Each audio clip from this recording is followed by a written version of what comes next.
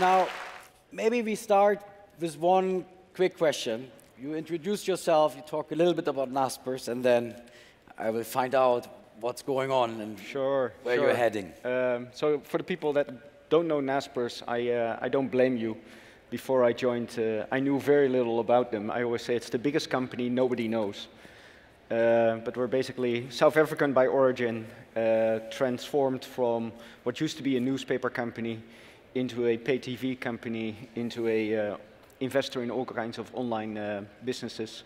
I joined 3 years ago as head of strategy, coming in together with the new CEO, Bob van Dijk, and have been having a blast. Best job I've ever had.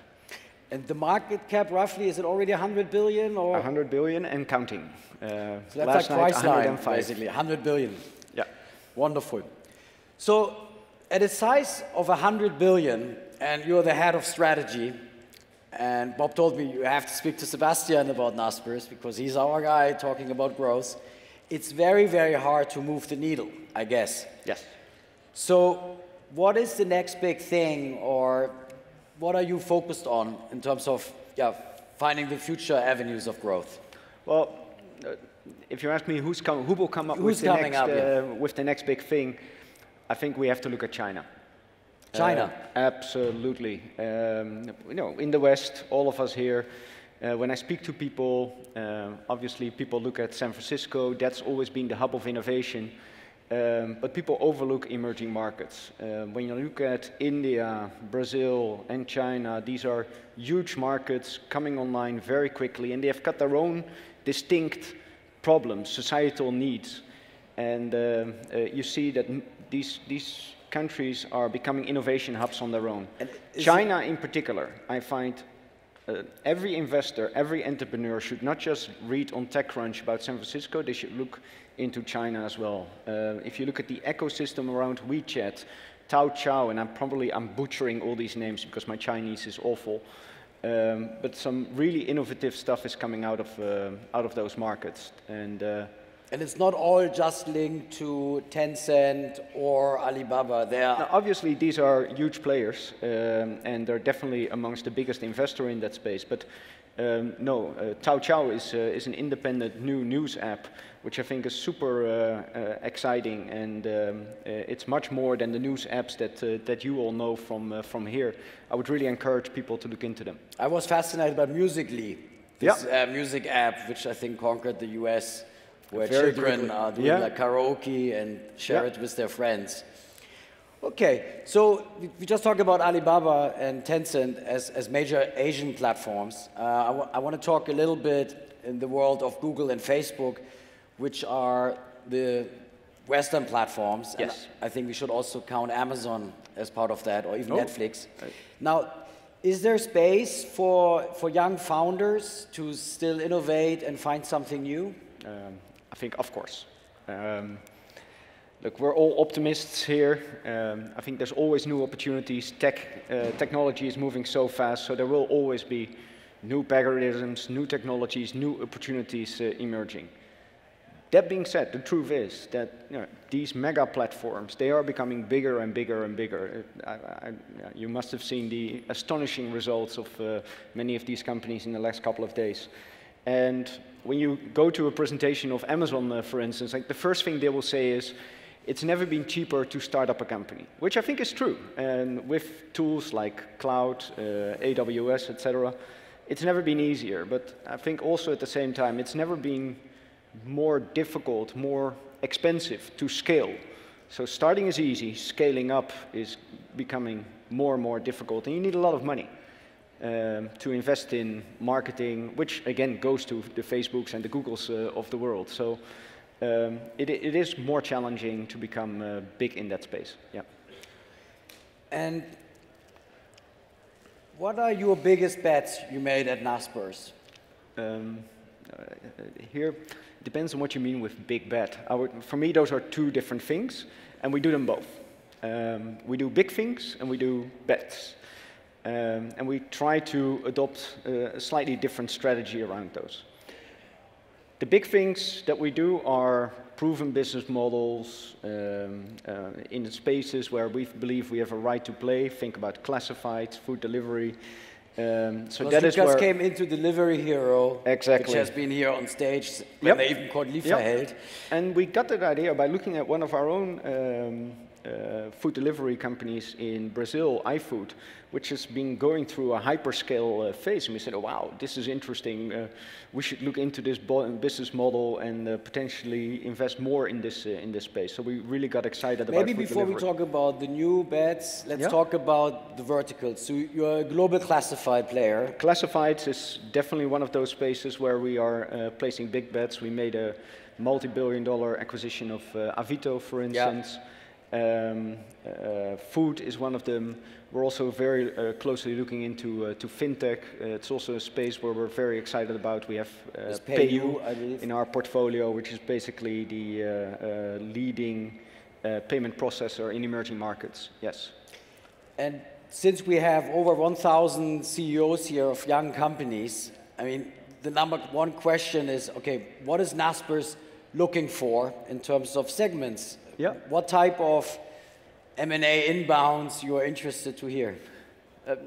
We're always looking for inbounds, but frankly, I think the way we're approaching it is very thesis driven. So yes, we get a lot of inbound, but I think 90% of the investments that we made are not based on inbounds. It's really by starting with a thesis around, okay, what are the big societal needs that we see in emerging markets, particularly? So access to food, access to finance, access to education. Then we do a strategic deep dive, roughly 10 to 15 every year. We speak to all the companies around the world within those space, and we try to figure out who could potentially be the winning business models and the winning players that we should pursue. So obviously the inbound gets put into that mix, but we typically start from when you're a travel company, it's no point to call you because you're not active in the We are, actually. We have the biggest travel company in India. In India? Make my trip, yeah. So the biggest, what are your, like, I don't know if you disclose that information, but what are your biggest countries? India, Brazil, or? India, Brazil, Russia, China. China. So it's really the big markets, but we're also big in Africa. Eastern Europe, yeah. Basically, and the Brexit, the continental Europe and Brexit country is not so much of an interest. We did make some investments. So Delivery Hero is obviously very active here. Credit Tech is very active here, but we do skew to big markets, big home markets. That's what we like. It scales faster. So we do look at Europe, but we only go for the European players where we see. If people just stay within the Netherlands, it's too small for us. Yeah. Yeah. So we like to go for the global gorillas. The sheep are around on the green. Hoofddorp, yes. So how much money do you spend on acquisitions, roughly? Like, if you look at the last years, how many deals you do, and roughly? No. I think we spent over the last 3 years roughly $500 million every year, but it goes in peaks, right? If there's a big bet on like a big investment, like $1 billion in Delivery Hero, it can peak for a while. Roughly, I would say we do 50 to 100 million every year in new ventures, earlier stage companies. But you don't have a fund that's off the balance sheet? Yes, we use our own balance sheet. Yeah, but you don't have a designated fund, it's all coming from the balance sheet? It's all coming from the balance sheet, yes. So, I'm going to ask you 2 more questions. Sure. The first one is, what are you looking for in an entrepreneur? When you back people, what are like the common characteristics you look for? It's a very good question. You have to understand, so Naspers, we tend to go into companies for the long. We're a long-term investor. We're not a fund. So we can stay in longer, and we like to make investments in companies where we can go through a journey together and create this global gorilla. Is it like the IAC strategy? Similar? You don't know? Okay. I'm less familiar with their strategy. I know the company, but less familiar with their strategy. But so it's really important that there's an alignment on values with the entrepreneur. 2 things there. The first thing is, like, what are they trying to build? Are they trying to get rich or trying to build a company? And get rich as a result. I have nothing against becoming rich. But particularly in emerging markets, we often encounter entrepreneurs that they want to be big in India, and then go for the quick exit. That's not it for us. We would like to entrepreneurs that want to be global companies. The second thing that I think we look at is an alignment on values. There's a big corporate culture, and you know Bob, like he's very big about taking responsibility. Don't lie. Yeah? If we talk to an entrepreneur, we like it if they show us the good and the ugly. Nobody's perfect. Everybody makes mistakes. Own them.